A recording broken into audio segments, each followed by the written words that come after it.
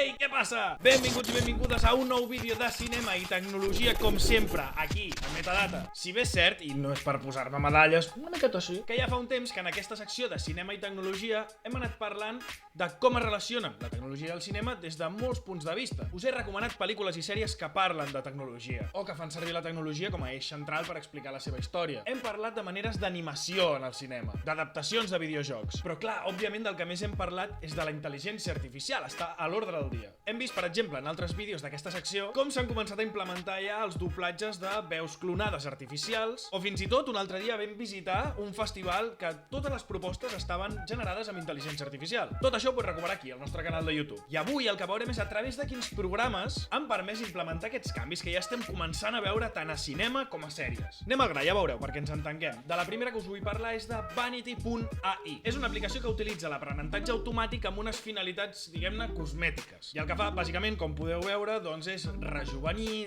treure arrugues, fins i tot modificar una mica l'estructura de la cara, bàsicament amb finalitats cosmètiques, finalitats estètiques. I no tot és dolent. Una de les coses més bones d'aquesta aplicació és que ajuda molt a difuminar, a dissimular tot el que són els prostètics. Per exemple, el que no han fet a la pel·lícula Longlegs amb Nicolas Cage. Perdoneu, després d'aquesta crítica reivindicativa meva que m'ha sortit així de l'ànima, està molt bé poder sumar aquest difuminat, aquesta mena d'arreglo posterior a una feinada tan important com és la del maquillatge de prostètics. Que, per cert, i per enllaçar-vos amb la següent aplicació de la que us vull parlar, no estem parlant d'una intel·ligència artificial que substitueix una cara, sinó que el que fa és retocar la base que li dones. Perquè després tenim, apunteu, Metafísic, que és un aplicatiu del famosíssim, que segurament us sona aquesta paraula, Deepfake. Què és el que ofereix Metafísic? Doncs, bàsicament, simplificar i automatitzar tot aquest procés de substitució de cares. I aquí potser sí que és veritat que em podríeu dir, ostres, Pol, a veure, això de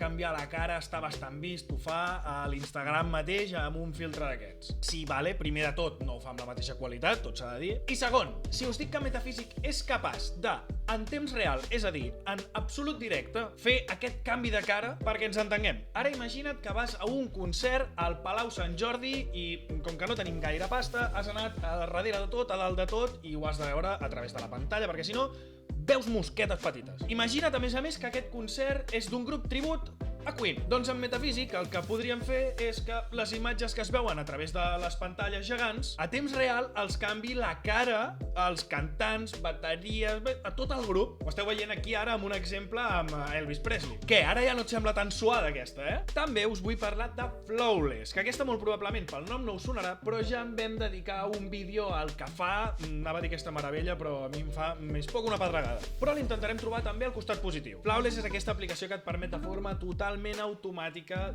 doblar pel·lícules, bàsicament. La traducció es fa de manera automàtica i amb una veu sintètica se'n fa el doblatge en la llengua que sigui. Com us comento, teniu un vídeo al canal molt interessant indagant molt més en aquesta aplicació, a tot el que ofereix i els problemes que pot portar i una opinió personal. Vam parlar també de les primeres sèries que van aparèixer aplicant 100% aquests doblatges fets completament de forma sense persones. No em sortia la paraula artificial. O sigui, i la veritat, també podeu recuperar el vídeo on en parlàvem perquè veureu que a dia d'avui és bastant infumable encara. Però en aquests vídeos ja parlàvem, no, de que això pot portar a coses positives, com per exemple solucionar petits problemes amb moltíssima més facilitat. Però fa ben poquet vaig escoltar que moltes d'aquestes empreses d'intel·ligències artificials, de clonació de veu, etc., estan començant a engreixar les seves biblioteques de veus amb gent que, per exemple, el que fa és guardar la seva veu. Sona estrany, sona com a Disney, com a que la Úrsula treu la veu. Però això, es guarda la veu d'aquesta persona. Posem, per exemple, doncs una persona que està iniciant-se en una malaltia degenerativa